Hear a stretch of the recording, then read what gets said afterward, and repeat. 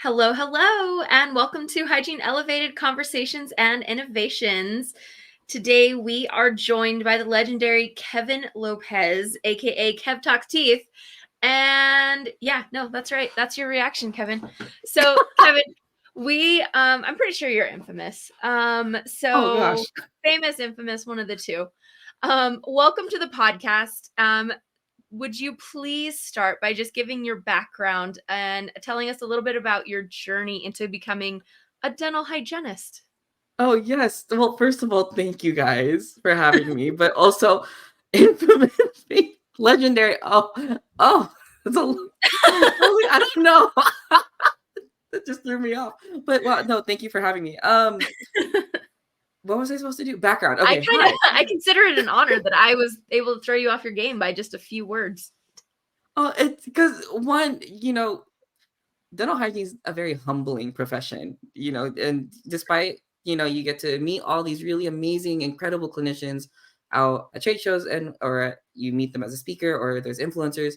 When you get back into the operatory, those patients will humble you down because they don't know what you do. And so They don't care. they don't care. So after clinical day, like today, you're just when you say legendary, like for good or for bad, it depends on because sometimes I'm a little sassy. So I'm like, which one? All the above. But, I think you just answered the question. Which one? well, Depends on how you know Kevin. exactly. Well, and I guess to know me, I've been a hygienist for going on to my 5th year this October. I graduated in 2019. So it's feels like it's been forever, but when you look at it, it wasn't too long ago. And I got into dental hygiene. It was on a whim, if I'm honest. So when I have to play back a little bit into high school, I moved to Japan after I graduated, thinking I was going to be a performer. And I was singing at a live house, jazz music, and kind of just eat, pray, loving throughout Japan for 2.5 years. And then when I got back to the States, I had to really think about what I wanted to do. And dental was still not in um, my wildest imaginations, but I was helping out at my cousin's dental practice as a front office. And so all I knew was like, I'm doing that during the day. And then I was going to school at night to be a pharmacy technician. Ugh. Yeah. And I got pulled to the back one day to assist because the assistant was sick. And I fell in love with teeth. I was like, this is cool. And the first thing I assisted was an extraction. So watching the tooth go from the forceps and into the biohazardous waste dispenser that I had, I was like, wow, this is amazing. And learn more about dentistry in that way. And then I guiltfully decided to audition for Disney, I was the gonna Disneyland bring it up Resort. if you weren't. Oh no, oh no, this is the backstory. Everyone has to know. Disney didn't want me. I went to Disney. I moved to Southern California in the hopes of getting into the Disneyland Resort for a specific production that was coming out at the time. And I got a call back, didn't get through my final audition. And at the same time, I had already applied to hygiene school so that my parents wouldn't kill me for moving away from home. I was like, oh no, I'm going to hygiene school. But in reality, I was in Los Angeles doing auditions all the time. And then finally, the Filipino guilt sunk in when I got accepted. And I was like, okay, I guess I should probably actually try hygiene school. And it was amazing. Like, I fell in love with dentistry on a whole different level. So, yeah. Nobody else has had that story. There's a lot to unpack in this. I was like, do we continue on or do we just go with what you told us? No, okay. So Kevin, you started in the front of the office and then you went to the back. Isn't it almost like a whole different world? Like the front office has this a look and image, right? And then the back office is like totally different from You know that thing on Instagram, the audio, or on TikTok where it's like the reality or all the assistants like, you think you're talking to? and then the doctors in the front office like, I'm spinning round like a ballerina. That's what it was. But it was night and day. And then there was a point where I was cross-trained to do both. So I would assist And if I was just me that day, I'd have the office phone in my pocket to answer while I was assisting. Oh my gosh. I hope you were So getting checks, right? no, because I was helping my cousin. So it was just I'm a Hannah Montana of dentistry. You get the best of both worlds, like literally. And I was like, this is again. You were probably the best assistant ever, because a doctor could leave the room and you would just carry on whatever conversation or just do a little performance. Probably, I don't know about that. But back then, again, dentistry is a very humbling profession. That's all I can say. Not everybody wants a performance. There was a review that said, he's a great clinician, but I'm sure he can give you a silent cleaning if you prefer. I think that was one of the first Yelp reviews I ever got. Well, better than losing your professional edge, Kevin. That's oh my gosh. What is this, Amanda? Yeah. Okay. You can go ahead. You can share it. Please. Well, it's your story. It's your story. Basically, in one of Kevin's many accomplishments, you were doing a board review with Katrina Sanders and Missy RDH, correct? Is that what it was? And feedback was given. And the feedback from Kevin, I believe, is how the story went, was he's just losing his professional edge. It's like of all, like, and this was like a large amount of people too, students. So everybody like positive, but like one, he's just losing his professional edge. Like, who says that? What student says that? Okay, but who really wants to be professional all the time? I thought that it was like I'm being relatable, but I guess they wanted, like high on a hill, the lovely goat herd. Like, I don't want to be Julie Andrews. I want like yodelay. Perhaps I should start asking for feedback, Kevin, because I think they all like me. Don't. Ignorance is bliss, Joffrey. Just take all the positive and don't wait for that bad one. Because it makes you petty. And I know about these things now. So like you heard how petty I can get. So it was the entire block around Disney. I got to hear about it. So anyway, okay. So Kevin, tell us, your Instagram handle is KevTalksTeeth. Why did you decide to start your influencer account, and what is your typical content that you create? Ooh, so initially I created this in the midst of sheltering in place because I was bored and wanted to separate my dental posts from my personal posts on my social media. And that was kind of around the same time people were just starting to open up and create their own dental pages. And I was like, oh, it's probably best because I might lose my professional edge. I should keep my personal and my professional life separate.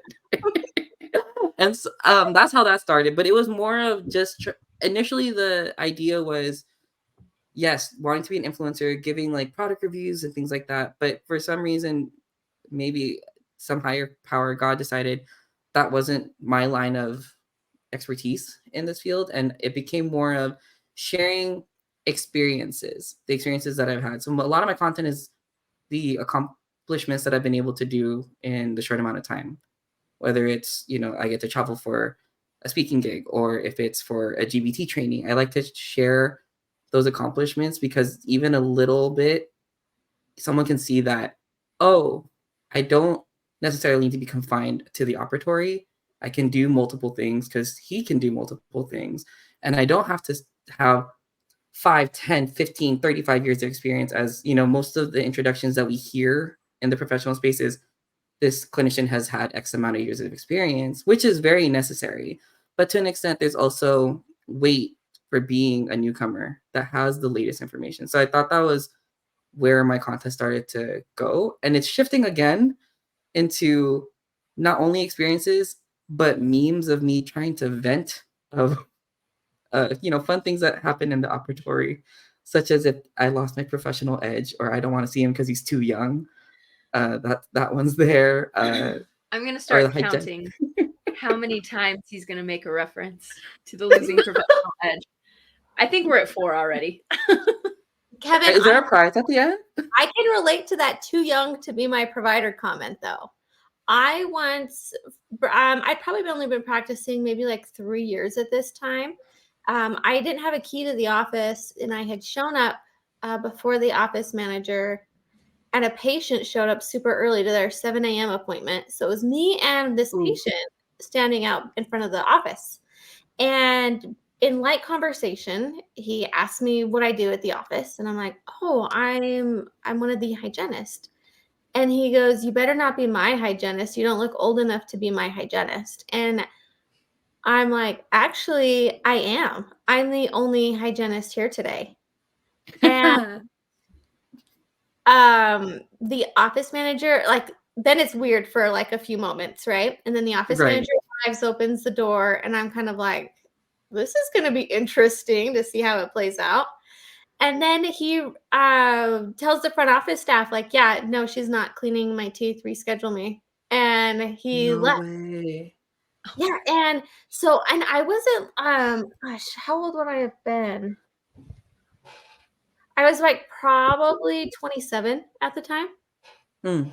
And I'm like, wow, I'm too young to be his hygienist. And it kind of made me cry, like just a tiny bit. And then now I think about it, I'm like, that's hilarious. Like there's so many younger hygienists. And that was like actually so rude to like behave that way on their behalf, right? I'm like, you are crazy. Yeah, there's something, I don't know what it is. And I think that's another part that I try to portray on social media is we as a whole are held responsible to how we allow the patients to behave and respond to us in the operatory. And for so long, it's been more, and a lot of practice consultants will say, we are still in the line of business and customer service. And there's a little truth to it, but we're still healthcare.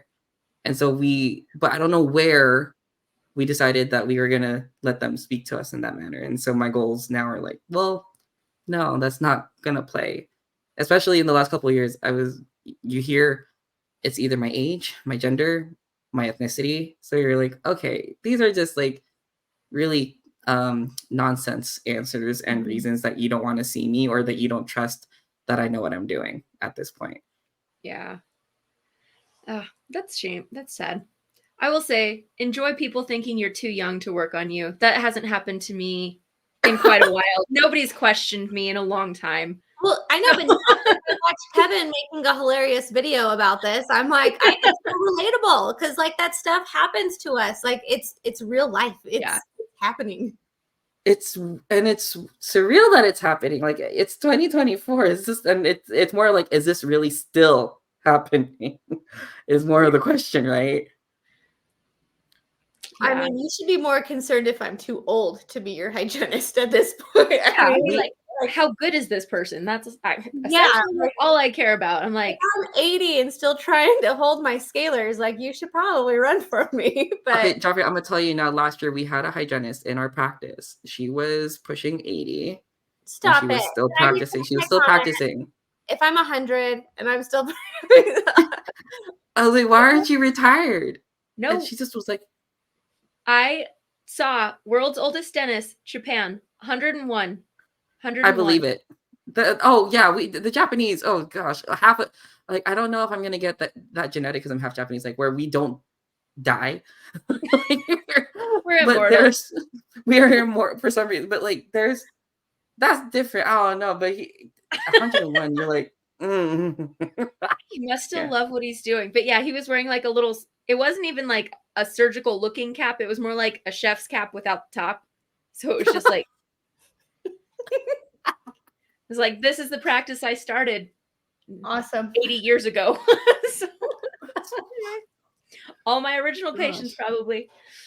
So, well, Kevin, in your just few years living on this earth, you've accomplished quite a bit. So what are some key projects that you've been involved in since you graduated? And where did you graduate from? We didn't get to that.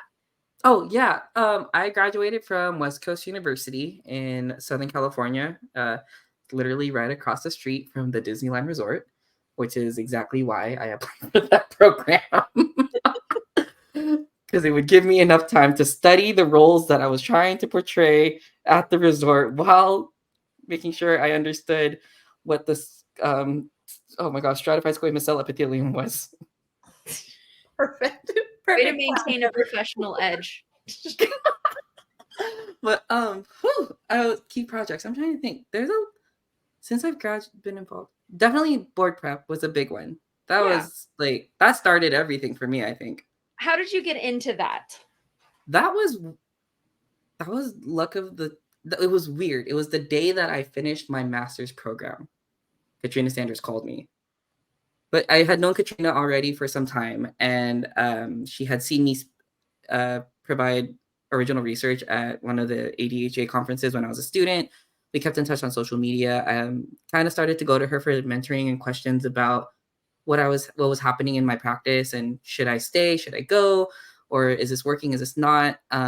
And she had kind of started to tell me ahead of time before I started my master's, have you thought of, so you are a performer, have you thought of speaking? I was like, I don't get how those are the same things, but definitely figured out that they are. It's just in a different, arena, more or less. Mm-hmm. And the day I finished my master's program, she called me and she was like, you have been on my mind so heavily. I was like, oh, thank you. That's an honor coming from the dental hygienist. And then she said, are you open to being my faculty for my board prep? And that was like 2 years out from school. So I was like, I'm a baby. Like, what? I said, well, do you have your master's degree? I was like, I said it. What your patients were thinking. Just kidding. Well, at that time, I was like, I'm only 2 years out. We just got back from shelter in place. So I lost 6 months of practice. So I was like, I don't know, huh? And she was like, well, have you finished did you finish your master's degree? I was like, I literally finished today. She's like, then you're qualified. And she took a chance on me. And that just changed the trajectory of my career completely. Wow. So thankful for Katrina. Hi, Mom. Still mentorship. Like what was the initial relationship? I'm sorry, you said it. She was my board instructor. She was my board. I went through her for board prep. Our school provided the board prep. Like in our tuition package, it was the school's responsibility to find someone to do the board reviews for us. And then it was mandatory that we went. And it just so happened we were lucky enough to have Katrina. Wow. Okay. But then you were smart enough to say, hey, let's maintain relationship with the dental wine business. Only because she also plays the flute. And then we were like, oh, sister, you play the flute and I play the flute. We are friends. That's funny. But you had to have a conversation to initiate that shared instrumental passion. Oh, absolutely. When you're tired, you just kind of start saying anything and everything. And I think that's what she probably liked, because she still encourages to speak freely, albeit professional edge may be gone. Is that 6 already? I think I brought it up. I don't know. Oh, okay. But yeah, the conversations that I had with her was like, I'm not sure if this is what I want to do or if this is the practice I want to work with at the time where I was working, because things were like not unethical, but I did have a lot of ethical dilemmas and I didn't know how to navigate that. And her being a speaker and like hearing how she spoke, I was like, okay, maybe she can help me figure out how to navigate this conversation with my doctor or with my teammates. But instead, she kind of put me under her wing and then threw me out of the nest into the speaking realm, which I'm still so forever grateful for. I'll never say I'm not thankful for her. She's always going to be that number one person that started everything for me. That's awesome. So what other You are the number one person who started everything for you, Kevin. Yeah. Oh, no. I can't not share the credit. Like I know, and everyone says that, but it's still like I have so much. This field is not. I don't look like everybody in this field, not just because of the color of my skin, but specifically like identity. I'm a guy, so there's a lot that's frankly is kind of set up against me. It's going to be a little harder for me to push, and I can't not thank her enough to say that you were the person that trusted me, because you could have chose any other student out of my cohort or anyone at the time that you taught board prep that whole year, however many programs that you went through. You could have chose one of those students, but for some reason you chose me. Yes, I may have had something, but it still took you to say yes. So I have to give her credit for that, and I have to give her the flowers for that. 100%. We share this together. Mm-hmm. You're so sweet, Kevin. Kevin, I want to know, what are some of the most rewarding experiences you've had in your career so far? So the first one is my first published article on RDH magazine. That was amazing, and it was like that felt amazing because I was like, oh girl, I'm smart. I can write. It's a weird feeling, isn't it? It's a weird feeling because, you know, when you're a student and you submit everything by 11:59 and 59.59 seconds, like I don't know if I got this right or not. And when I got published, I was like, oh wow, this is amazing. This is a really good feeling, and it's validating that the editor of RDH magazine decided this is good. You have no notes. We're publishing. I was like, oh, okay, cool. And getting to speak in front of 300 Japanese hygienists last year in Japan was wild. Cool. Yeah, and I think this year it's like everything, it keeps changing, and now it's getting the award of distinction this year. I have to say, like, it feels congratulations. Really good. That one really was like, oh wow, this is is this what it feels like to win an Oscar? I should be more humble, but yeah, you know, like, again, Disney didn't want me, so I'm trying to like make this work. We got you, Kevin. We got you. The hygiene community got you. Thank you.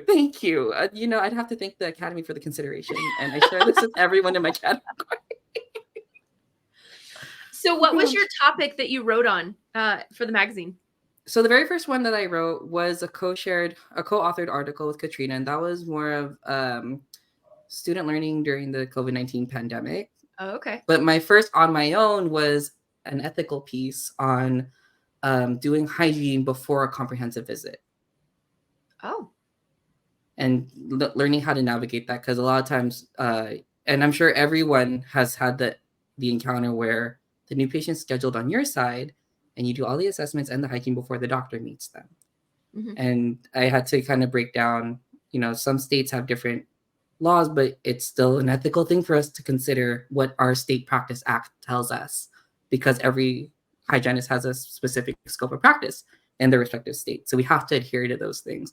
So when you ask those questions, it is an ethical dilemma. And how can we deliver to our doctor that even if you say so, the law says no? It's a good saying. And that could be very difficult to bring up. So that is a great piece. I like that, because that is a dilemma for sure. Yes. And it's because it's a business. It's a business. And so they're thinking, well, how are we going to maximize on profitability or just workflow of the day, just making sure that it's worth it. So like it's but there's ways to do it ethically. But we are, again, as a community, we are held responsible for allowing the patient, the patient's behaviors, what they want. We do respect autonomy, obviously, but we still have to practice within the parameters of the law. And so there's a way to do it, but we've just been so complacent because maybe we want to keep a job, or we didn't know what to say, or we didn't take it upon ourselves to really look into it. So at least now there's a resource for them as a reminder. Oh, that's right. I can refer back to this to show my doctor this isn't going to work. Mm. And Kevin, I want to go back to the co-writing of the articles together. Yeah. That was actually the exact same way I pushed my first article out, was a co-article between Shelley Brown, one of my incredible hygiene professors. Yes. And it's almost like an initiation, like, let's co-write this, and then it's like the gateway drug. Like, now you are hooked on writing. Like, you're gonna keep writing. And yes, that's exactly what happened. It was really exciting to do the writing, and then Katrina and I did like a Zoom call, where she saw the Google Doc, and like I could see her face just like, ooh, and she's like typing away because we were trying to make our tones cohesive. But we had already put both of our material together, and I was like, wow, she's like, wow, this is cool. This whole process is great. And then she was like, what's your angle on this? What's your angle on that? Girl, I don't know what an angle is, 90 degrees. And she was like, now to get them to read this, that's my yes. angle. Yeah, and then I realized, oh, that's what it is. And getting to use a different muscle that I don't have, or that I'm not used to using. Because again, performing is very second nature. So it's a lot of speaking, or in my previous life, a lot of singing. So that's where I'm used to getting your attention is singing or saying something maybe out of pocket, which is probably why professional edge. That's 6 now, Amanda. At least 6. At least 6. But with writing, now I have a way of, oh, there's a different art form that I can use. So it really invigorates my creative stream. You know, I think it is like our duty, Kevin, when we hit a point in our career, we invite somebody new to write with us so that they can have that same empowerment feeling that we and get. I'm just saying, it can happen now. Work with me. I'm totally down. Let's do it. You'll see a lot of oohs, ahs. What's your angle?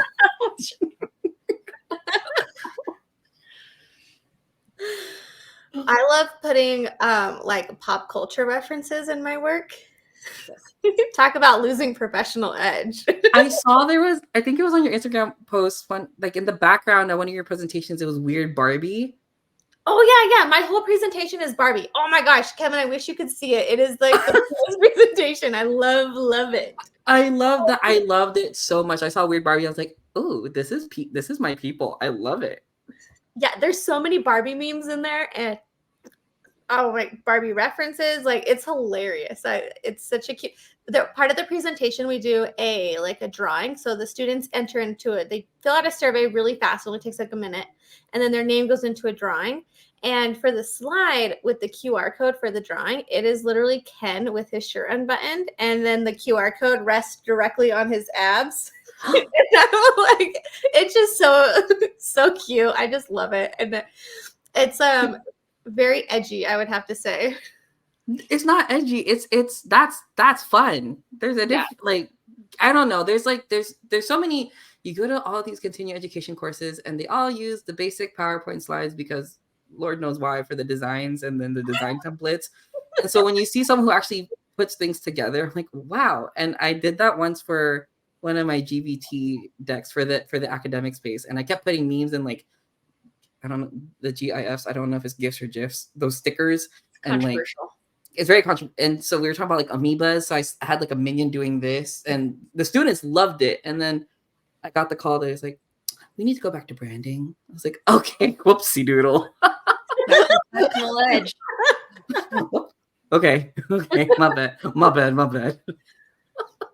You know, I had that same branding conversation. I tried to change something to be purple for hygiene, and they were like, no, you cannot change the color to purple. I'm like, but it's our color. And and there's you pick and choose your battles at that point. You're like, okay, it's cool. Mm-hmm. Lesson learned. Can't change the color. For sure. Oh goodness. So what other like passion projects are you involved in, Kevin? So are you still doing board reviews, or what else are you doing? I am still doing board reviews, and it started to expand where I'm doing like one-on-one virtual tutoring, which I have really started to enjoy, with getting to know the student. And a lot of the time the student has already had the first attempt. So we're trying to figure out what didn't work the first time. And I think that's really nice. It's really cool to see the aha moment, but also understand the same frustrations of when you take a test as a hygiene student and you're like, I thought it was this, but it's like, no, it is, but there's also the best answer. So how do we start to get rid of the anxiety? Because a lot of the times, you know, the material at that point, and it's a matter of just how you're going to take the test. And I had to learn that. I learned that after I took the boards, I had to actually learn how to take the test and not go through it with just anxiety and like clicking really fast on the test. But now I can really help them slow down, learn how to take a test properly, or a big exam, and then give them the confidence that, oh, it's not that I didn't know it. It's just I knew this. It was in me the entire time. I just need to learn how to pull it out of the compartments of my brain filing cabinets that are like completely just like, all the SpongeBob's running around just trying to find the one file. So that's been a really big passion of mine, and expanding my role with the LGBT community has been really fun, getting to go around and speak on behalf of a company that really provides amazing modalities that are ethical and like evidence-based. I can't thank them enough either for taking a chance on me and getting a really good response out of the people. And they're like, we're going to keep you going. I'm like, yes, let's just keep going. So those are my two big passions, is the GBT and the board prep, forever and ever. Okay. I love that. We actually got to interview Dana Palladino. Yeah. So so I know you probably know exactly what she's doing like not pre-board prep, but pre-hygiene school prep, yes. On one-on-one tutoring. And that was not even a space I was aware of. Hadn't considered it. So having that resource for students, and especially, not saying you're so young, but being so relatable, and having that experience that you have because you're 5 years in. No, I think that's fantastic. Absolutely fantastic. I think the relatability is really important too, because and there's something to say when it comes to experience, but there's also something heavy when it comes to relatability. Yeah. Because even I had a tendency to lean more on the faculty that were alumni from my school versus, the more well-seasoned hygienist instructors, because this one experienced the program, understood what the program was like, so she could give me, tips and tricks of how to navigate through it. And that stuck to me more than a study guide in a way. Like, I still remember everything she told me now, but I don't remember the study guides or the worksheets that my professor did with the nice, Dr. Seuss quotes every week. I'm thankful for it, but that's not what you like. Yeah. It's not embedded in me the way that the tips and tricks that an alumni was able to do. So I think it's super important to have both sides of the spectrum be part of cultivating and molding the new generation of hygienists. No, I think relatability is incredibly important. Myself, it was not a digital board. So when you said clicking, I was like, what clicking? Like, calculus clicking? No. I had to go to the Pearson Testing Center, and you sat there and clicked through it. No clicking. Oh, I feel like the analog test should have been illegal, because those x-ray photos were the living worst. Oh my gosh.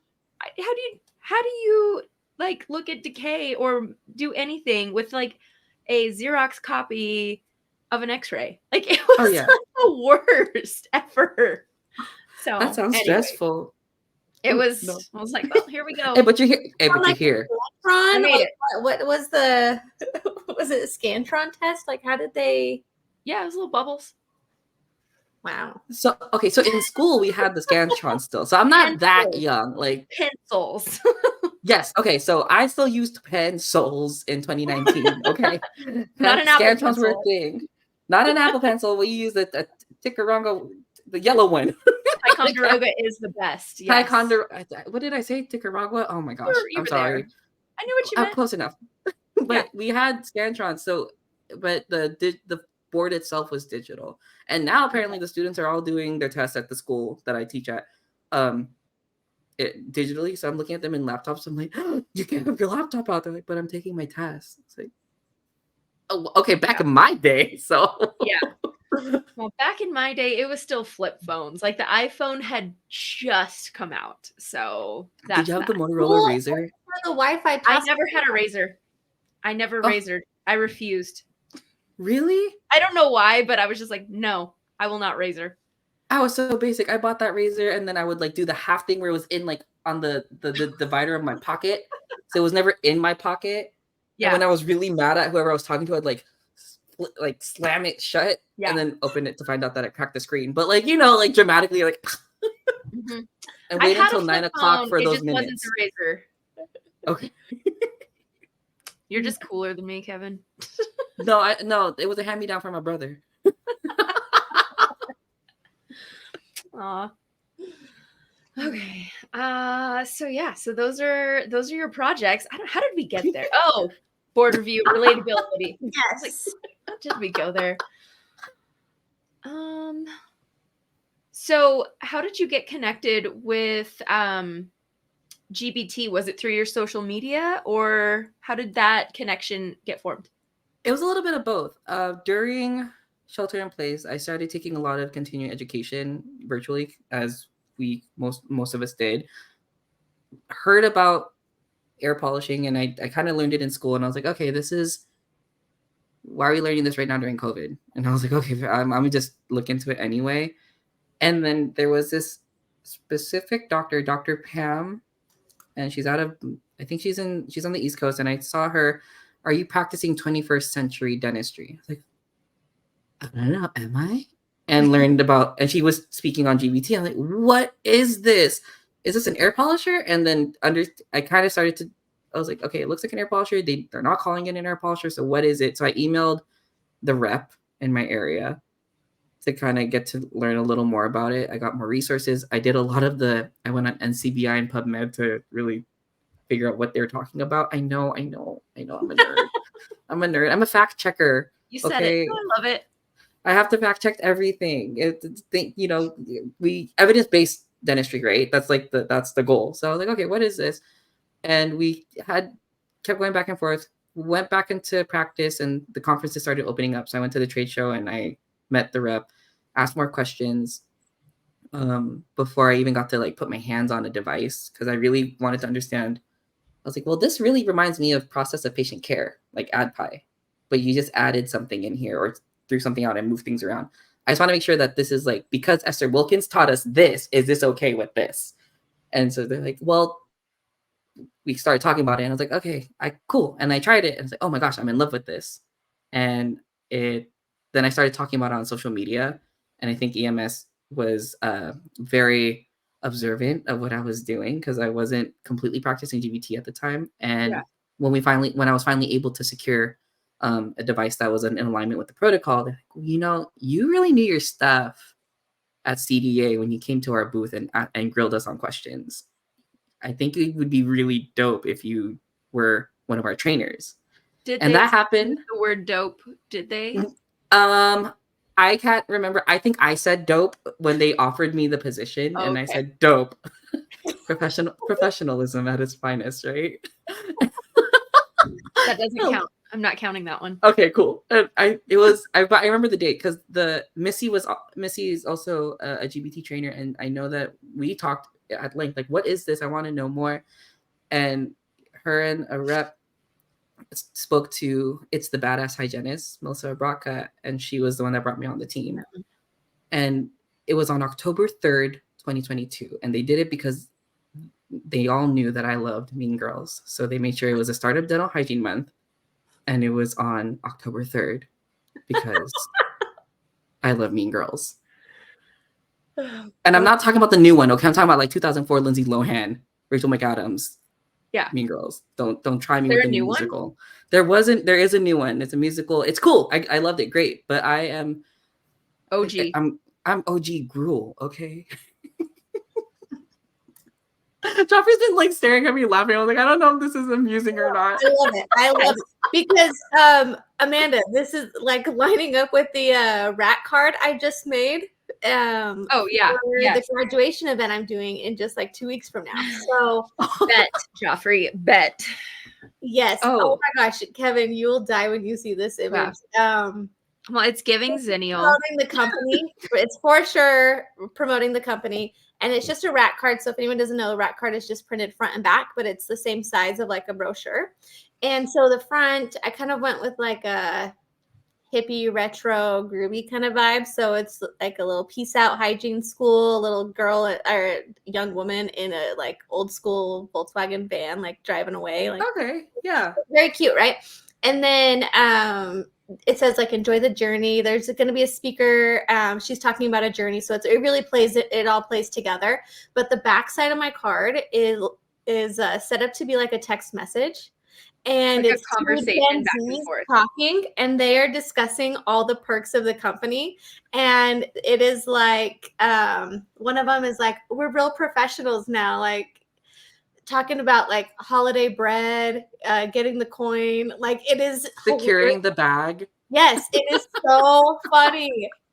And I'm like, I'm gonna send this and see what the company thinks. Like, is this too much? Right? And they loved it. They're like, go ahead and print it. It's like, yes. Love that. Again, relatability counts. Okay, I'm just gonna put Yeah. it out there. And like laughter and joy. I feel like that's my Yeah. thing. I love just having a good time.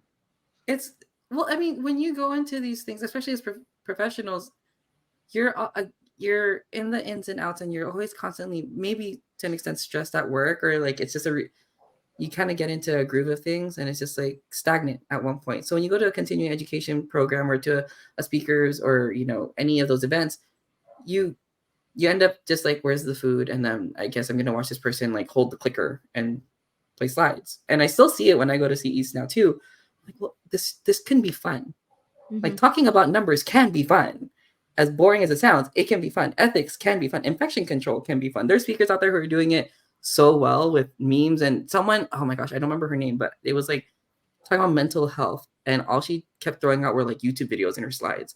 So half the time we were just like dying of these really funny YouTube like Vine videos. Like, this is what I want for my CE units. So we need more of more of us out there doing that. And I have to tell you, I did a CE lecture last year, and I had plugged in some YouTube videos for it. And I always have my husband like check my stuff. I'm like, what do you think? And he goes, I think you have too many videos. Like, people want to come hear you talk, and you're just showing them that you're great at being resourceful. And so I was like, I took a few out and still kept some, but now I'm thinking maybe I should have just kept them all, because I'm like, I loved them, but well, it's how you relate. It's a more professional pair of eyes than me. Well, because you can be resourceful. I mean, most of what we're taught to do is be resourceful as students. When we're doing our oh my god, what are they called? Fish bowls. We were resourceful. We got our patient, the records and the data and whatnot, and then we have to provide resources and references in our bibliographies and everything. So it's part of that. But the other part of being I think a well-rounded professional is delivery. How do you deliver the content that you got? Because the resources are out there. It's just great. You know how to use it. That's actually a skill that a lot of hygienists don't have, because they're asking questions on forums. But it's actually there for them, like Dental Practice Act or infection control or websites or academic articles. It's how you use it and how you're delivering it that makes it different and more fun. So, girl, what if you felt like you want all those videos in there and you can deliver it fun? Then I say, thanks, Kevin. I will send sign you me up. Kevin has spoken for proofreading.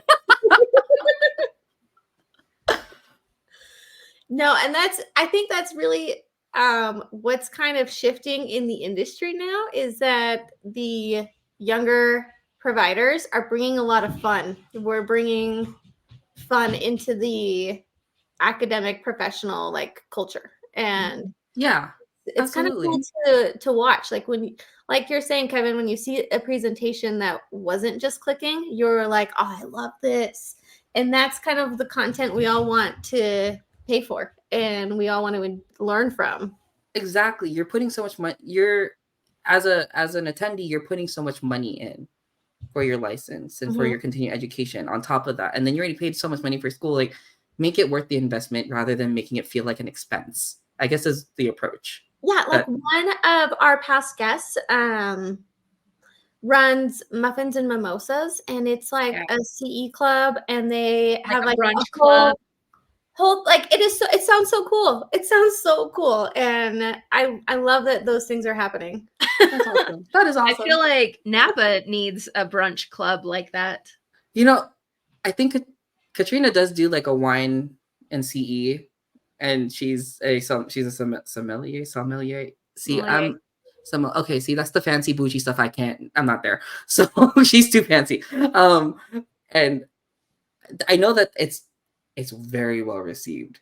So I'm just thinking, for me, I'm like, what can I do that's gonna be fun that's, if it's not virtual, because a lot of the courses that give are virtual right now. So in person, I'm like, what can I do that makes it fun? Do I like have them do origami or like paint, like painting at the same time, or like they have like the puzzles and we create something together that's like cohesive and put it all together. I don't know.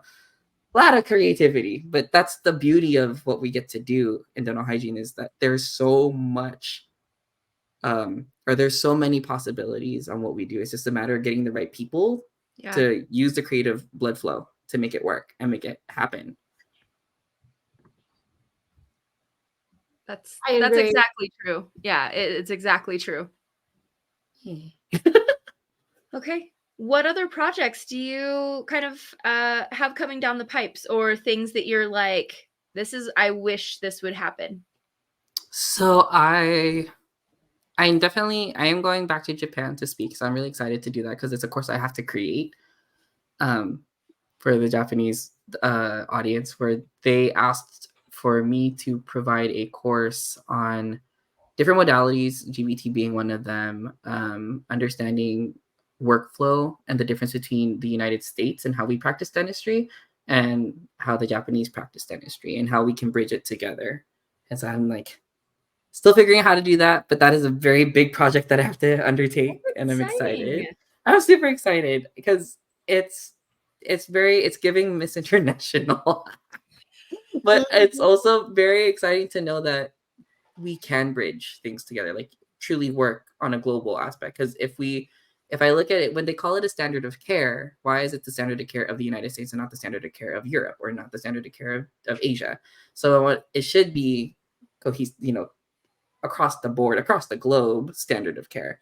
And sometimes it's not, based on availability or resources. So getting to show them that, and then I get to learn something from them too, makes it, and bring it home, makes it really, really exciting. So that's a really big project that I'm undertaking. And I'm working closely with RDH magazine to start doing like a column or series on ethics routine periodically. So seeing what that's going to look like, I'm really excited about. I don't know if it's on like the magazine itself or in a podcast form. I don't know. So we're seeing how that's going to look. That's cool. Yeah. Really excited. It's going to be fun to watch your journey, Kevin.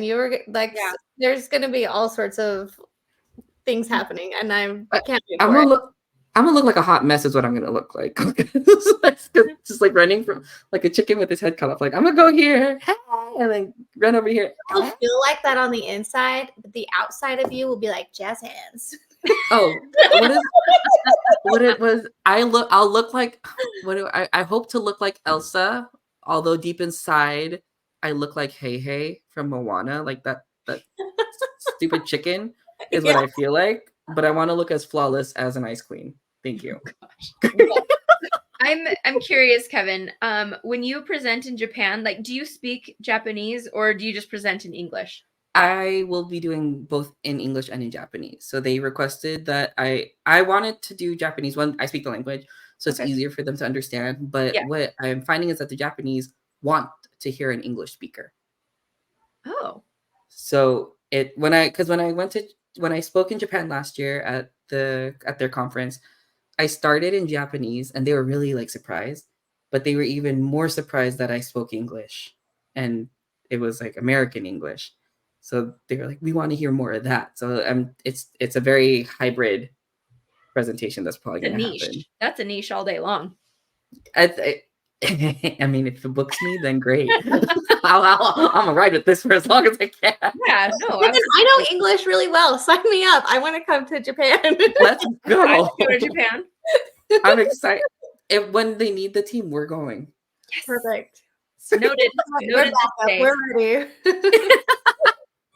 Yeah, so those are the big projects that I have coming up that I'm really excited about, and hoping that I don't really have a timeline for it. I'm just hoping that it works smoothly rather than against me with everything that's happening in my schedule. Yeah. Kevin, we close every podcast with the same 2 questions, and Amanda and I love doing this because everybody's answers are like way different from each other. So I'm going to ask the first one. What piece of advice do you wish you could go back and give yourself as a new graduate? Ooh. My immediate one is don't make it so hard. Like, don't make the program or don't make life at the time when I'm thinking about where I was during the program, it didn't have to be that hard. And a lot of students, and I'm sure you speak at school, so you're familiar, they're always like, I'm so stressed. And I had a classmate who every morning, because every day you have a quiz for a different class, right? So it's literally every day.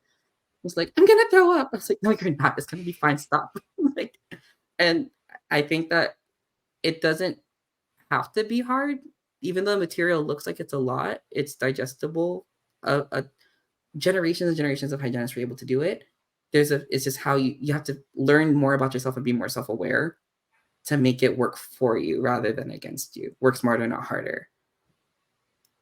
So that would be the advice I would give myself, because I was like a mess. I think that's great advice, Kevin. Yeah, it is. Okay. Last question. What do you wish you would have learned in school that has taken you years to learn as an RDH? And after you answer that question, I would love for you to close us off with Let It Go. I knew you're gonna do it. Okay.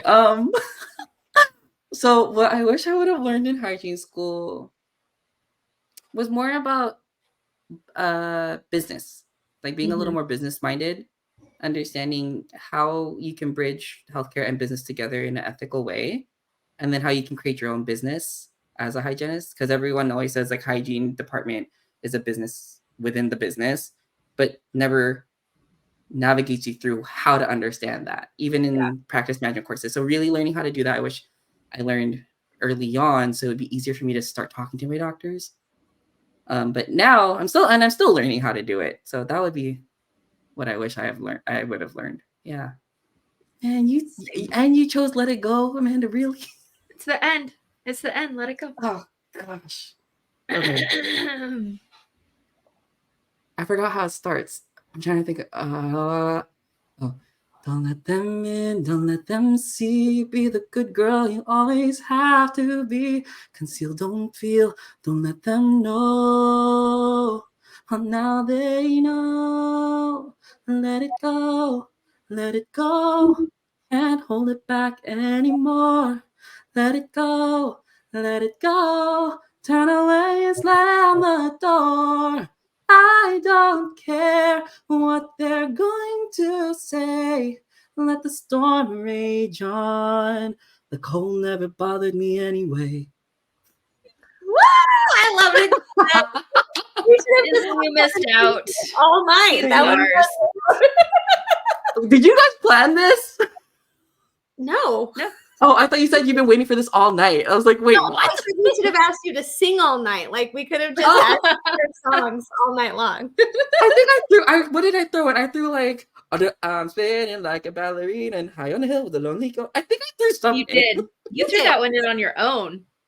Yeah, this was on request. I loved it, Kevin. Kevin, you are an absolute incredible person. Not even just a hygienist. You're doing so many good things for our profession. And that's just one of the things that I feel Amanda and I admire the most about people is seeing them contribute to the profession and have the same care and feelings about it that we do. So just thank you for doing everything you're doing, Kevin. Thanks. No, thank you guys. And thank you for having me in this space and for you guys creating this space for others. Like it means a lot. Thank you. I know. If someone told me a few years ago I was going to start a podcast, I'd be like, yeah, right. We're not doing that. And here we are. Because everyone thinks that you're exactly. Because you always think like, oh, someone's already done it. But everyone has something different. There's a different angle. See, everyone has a different perspective, a different lens, and you will relate to people differently than how they might relate to another person. So it really makes a difference. And I'm realizing that more and more as I'm meeting more people, and I appreciate that there's so many of us out there, and I hope that it continues to flourish in that direction. Yeah, that's one thing Amanda and I have talked about often is like, it felt like when you get out of school, it's almost like the hygienists with more experience aren't as friendly to you as the new grad. And then you enter this other world where all the hygienists are so cool and friendly and helping each other and want everyone to succeed. So it's like exactly. There's just a whole different pool of people, and I want to see that like trickle, like just to be everywhere. I want all the hygienists to feel welcome and feel elevate the profession. To elevate the profession. Yes. Exactly. And you know what? You're doing amazing, sweetie. Oh, stop it. But don't. Just kidding. All right. We'll hit our end recording. Thank you so much, Kevin. For sure.